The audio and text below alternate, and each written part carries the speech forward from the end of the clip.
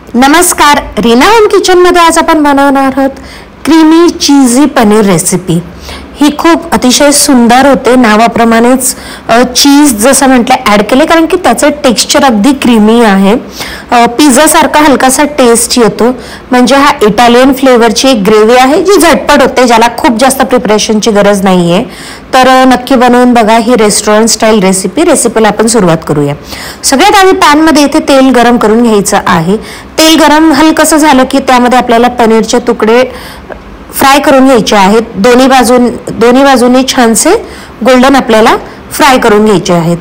तुम्हाला जर ही रेसिपी आवडली तर नक्की चॅनलला सबस्क्राइब करा, शेअर करा, कमेंट करा आणि जे बेल आयकॉनचं बटन आहे ना ते पण प्रेस करायला विसरू नका, जेणेकरून माझ्या सगळ्या रेसिपीजचे नोटिफिकेशन तुम्हाला मिळतील।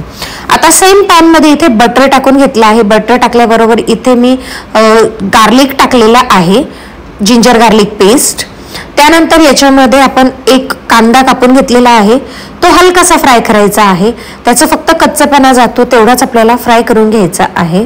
कांदा जसाच फ्राय झाला त्याच्यामध्ये चवीनुसार सॉल्ट ऍड केलेला आहे, ब्लॅक पेपर पावडर ऍड केलाय, इथे रेड चिली क्रश करून घेतली, मिक्सर मध्ये फिरवून घेतली, ते रेड चिली ऍड केलेली आहे आणि पिझ्झा सीझनिंग ऍड केलं लास्टला।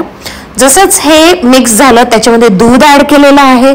आता ही क्रीम ऍड केलेली आहे, दुधावरची साय किंवा क्रीम मिळतं मार्केटमध्ये, ते ऍड करा। इथे चीज ऍड केलेलं आहे आणि छान सगळं मिक्स करून घ्यायचं आहे। आता याला छान उकळी आली की याच्यामध्ये पनीर ऍड करायचे आहेत। आपल्याला फक्त बेसिकली चीज मेल्ट करून घ्यायचं आहे आणि हे आता पातळ वाटतंय, पण हे आता जसं चीज पूर्णपणे मेल्ट झालं की याला छान थिकनेस येतो ग्रेव्हीला। बस आता आपण स्विच ऑफ करून घेणार आहोत। फ्लेवर्स पण खूप छान मिळून आलेले आहेत। अगदी 5 मिनिटात होणारी आपली ही क्रीमी पनीर चीजी रेसिपी रेडी झालेली आहे।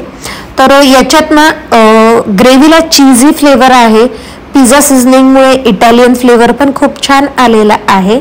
नक्की ट्राय करून बघा आणि जसं मी म्हटलं सबस्क्राइब करायला विसरू नका आणि बेल आयकॉनला प्रेस करायला विसरू नका। नक्की बनवून बघा बरं का। चला भेटूया पुढच्या व्हिडिओमध्ये, तोपर्यंत काळजी घ्या, बाय।